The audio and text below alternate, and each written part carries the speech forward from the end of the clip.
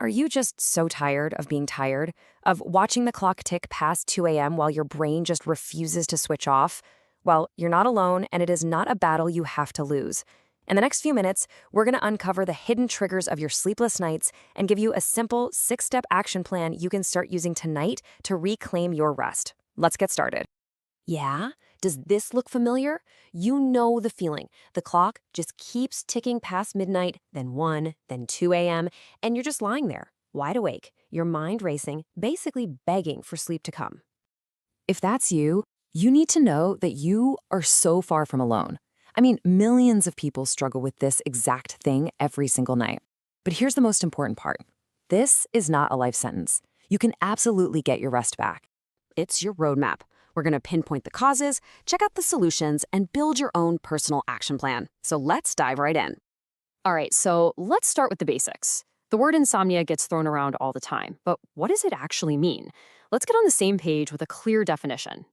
At its core, it's really about two things: having a hard time starting to sleep or having a hard time staying asleep.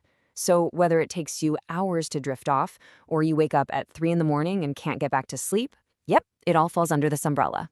But here's the thing, the problem doesn't just stop when the sun comes up, right?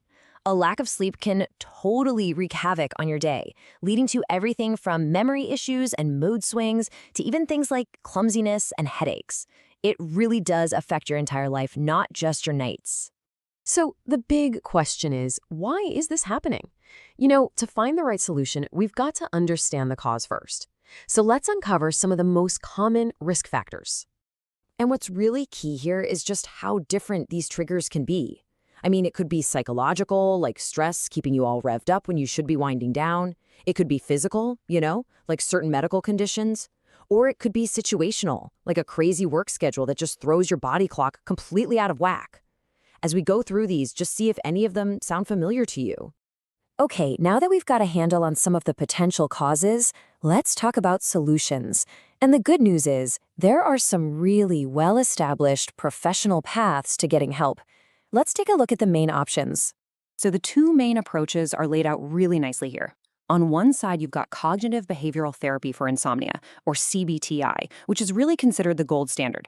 It's not about just taking a pill, it's about actually retraining your brain and your habits for sleep.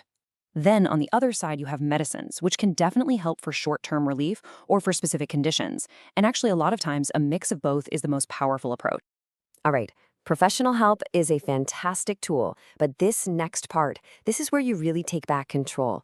These are powerful, evidence-based changes you can make all on your own, starting tonight.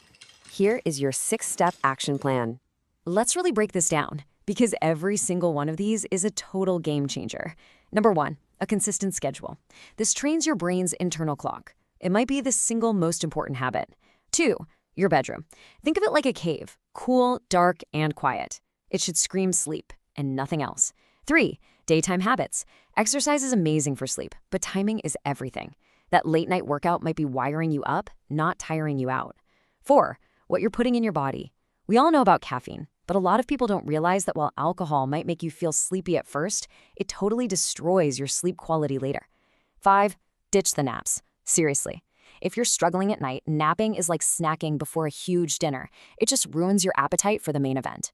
And finally, number 6. Well, this one is so important and kind of goes against what you'd think that it gets its own slide. I know this might feel completely backward, but it is so critical. If you're just lying in bed wide awake, you start to associate your bed with feeling frustrated and anxious. So get up, go do something relaxing in another room until you feel sleepy, and then go back to bed. This is all about breaking that negative cycle. Now, while these steps can be incredibly effective, it's also really important to know when it might be time to bring in a professional. The key here is just to be honest with yourself. If you've given these strategies a real try and things aren't getting any better, or if you find yourself reaching for things like alcohol just to fall asleep, that's a huge signal. It's time to talk to a doctor to rule out any underlying issues and find a plan that's really tailored for you. And remember, this doesn't have to be some overwhelming thing. You don't have to perfect all 6 of these steps overnight. Seriously, just one small, consistent change can start a chain reaction of positive effects, leading to genuinely huge improvements in your sleep and your life. So as we wrap up, I'm just going to leave you with this question. Don't think about all 6 steps at once. Just pick one. What is the one change you will commit to making tonight to start your journey toward better rest?